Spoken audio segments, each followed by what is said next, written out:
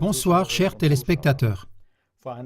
Il y a près de 2 mois, l'attentat terroriste contre la rédaction de Charlie Hebdo a ébranlé les esprits dans le monde entier. Dans les réseaux sociaux, on a déjà beaucoup discuté de cette attaque. Différents services d'élucidation ont remarqué les incohérences massives en rapport avec l'attaque et son explication. CLA TV en a parlé dans plusieurs émissions. Pour beaucoup de services d'élucidation, il est donc très probable que cette attaque était une opération false flag, en français, opération sous faux pavillon. Sous faux pavillon signifie qu'une opération, par exemple, un attentat terroriste, est commis de façon très ciblée par un groupe ou un pays avec l'intention, par des indices adroitement falsifiés, de diffamer un autre groupe ou un autre pays comme étant le coupable. Le but est d'orienter l'opinion publique dans la direction souhaitée et de faire accepter les mesures prévues, impopulaires en soi. Par exemple, après les attentats présumés sous faux pavillon du 11 septembre, la population des États-Unis était prête à accepter non seulement des restrictions radicales de la liberté individuelle, mais aussi la guerre contre l'Irak. Mais comment une opération sous faux pavillon s'est-elle passée dans le cas de Charlie Hebdo? Est-ce qu'il n'y a pas le risque qu'une telle opération sous faux pavillon soit démasquée parce qu'une des personnes impliquées ou au courant pourrait briser le silence? Kay Horak, homme politique élu local et pacifiste militant d'Allemagne du Nord, a expliqué à CLA TV comment une telle opération sous faux pavillon, dans le cas de Charlie Hebdo, peut se dérouler avec la participation d'un nombre très restreint de personnes. Selon Horak, au début, on a seulement besoin d'un collaborateur de haut rang des services secrets. Il peut coordonner l'opération et établir le contact avec la presse et la police.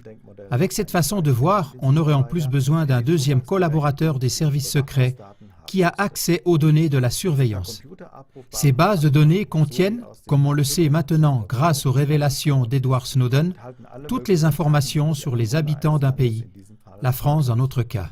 Ce deuxième collaborateur pourrait maintenant chercher sur les bases de données des personnes qui étaient récemment au Yémen, en Syrie, en Jordanie, en Afghanistan ou en Irak, qui sont des musulmans, mais qui dans notre cas habitent maintenant en France. On peut alors choisir une ou plusieurs de ces personnes adéquates comme coupables présumés afin de rejeter la faute sur eux.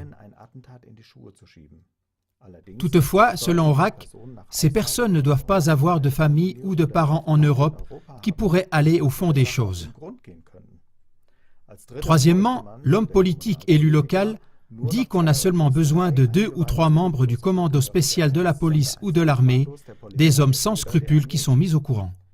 Et c'est tout. Ils peuvent bien sûr commettre l'attentat en étant cagoulés, laisser des fausses traces et se planquer ensuite. Après l'attentat, le chef de l'opération peut, selon Horak, immédiatement nommer une troupe d'assaut pour attraper les faux coupables. Dans le cas le plus simple, il pourrait choisir un commando spécial dont font partie les véritables auteurs. Le chef de l'opération transmet par des intermédiaires les informations nécessaires à la presse et à la police qui certainement publie partout les photos et l'identité des faux coupables. Si les coupables inventés se rendent au commando spécial ou s'ils s'enfuient, selon Kay Horak, cela ne change absolument rien. De toute façon, ils sont assassinés. Car dans cette mission, il n'y a pas de prisonniers qui pourraient témoigner en justice, dit le militant pacifiste. Selon ce schéma, seulement 4 ou 5 personnes seraient au courant. Si contre toute attente, un officier de police commence à avoir des soupçons, il peut être écarté, par exemple par un suicide simulé. Est-ce que ce schéma d'une opération probable sous faux pavillon vous paraît irréaliste et extravagant? Étudiez aussi les commentaires médiatiques du 12 janvier 2015. CLA TV y a clairement montré des parallèles entre l'attentat contre Charlie Hebdo et l'attentat à la bombe au marathon de Boston en 2013.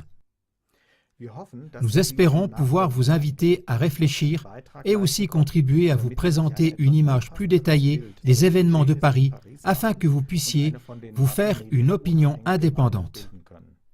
Très bonne soirée et à demain.